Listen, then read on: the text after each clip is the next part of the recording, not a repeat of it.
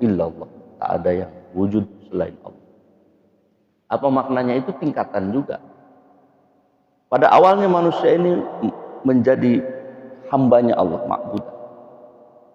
Dan kita menghamba hanya kepada Allah. Nah, bahkan dalam tingkatan penghambaan ini juga ada tingkatannya. Jadi bahasa Al-Quran itu bertingkat. Cuman bahasa kita dalam menangkap esensi bahasa Al-Quran itu terbatas bahasa. Seperti kita ambil contoh misalnya thayyibah, thayyibah. Apa arti thayyib itu? Baik.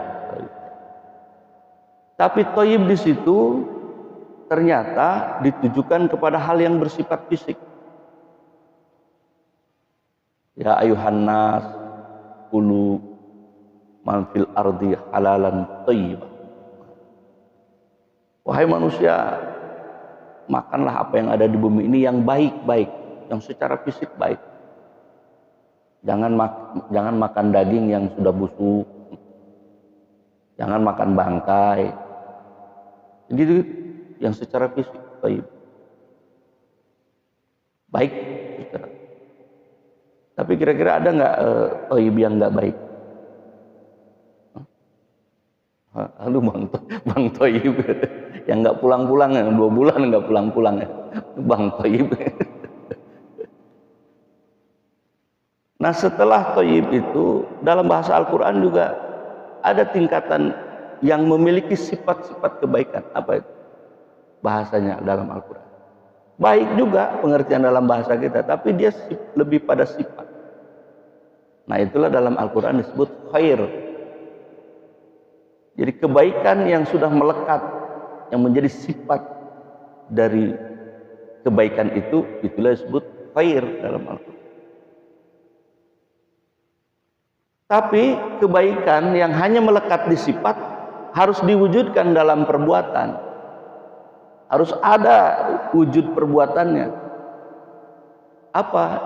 Disebut ma'ruf. Ma'ruf itu juga baik. Dalam Al-Quran dikatakan kuntum khairu ummati.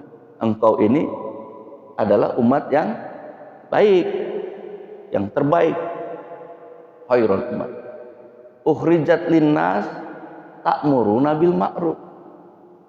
Yang diturunkan kepada manusia agar supaya engkau menyuruh orang untuk berbuat kebaikan. Ma'ruf itu artinya sudah pada level amal perbuatan. Kebaikan yang sudah diwujudkan dalam amal perbuatan. Baik sudah amal perbuatan dilakukan. Ada lagi tingkatan yang lebih tinggi. Kan banyak juga, bukan hanya orang yang beriman yang berbuat amal baik dan bersifat baik itu. Orang-orang yang bukan Islam pun banyak yang berbuat baik dan bersifat baik dan berbuat baik, banyak. Tapi orang yang beriman lebih bagus lagi. Kenapa? Karena kebaikannya merasa diawasi oleh Allah. Jadi kebaikan yang dia lakukan itu la maksuda illallah. Tidak ada apapun yang dilakukan kecuali untuk Allah. Nah, kebaikan yang sudah level pada tingkat di mana merasa diawasi oleh Allah, di mana perbuatan baik itu dilakukan hanya untuk Allah semata, maka itu yang disebut dengan ihsan. Jadi ihsan adalah amal perbuatan yang ditujukan kepada Allah. Seperti tadi ihsan itu engkau beribadah kepada Allah seolah-olah engkau menyaksikannya. Tapi kalau nggak bisa menyaksikan, yakini Allah menyaksikan diri. Itu ihsan. Maka kebaikan pada tingkat itu disebut hasanah. Turunannya hasanah. Thayyib bagus, khair sifat ihsan, sifat baiknya. Thayyib baik ya, khair sifat baik. Ma'ruf perbuatan baiknya. Ihsan perbuatan baik yang diawasi oleh Allah, merasa diawasi oleh Allah. Nah, kesemuanya ini disebut sholih. Jadi soleh itu adalah seluruh instrumen kebaikan terhimpun, baik secara fisik, sifat maupun dekatnya dengan yang maha baik. Itulah soleh. Maka kita berdoa kepada Allah, ya Allah, jadikan anak-anak kita anak-anak yang soleh.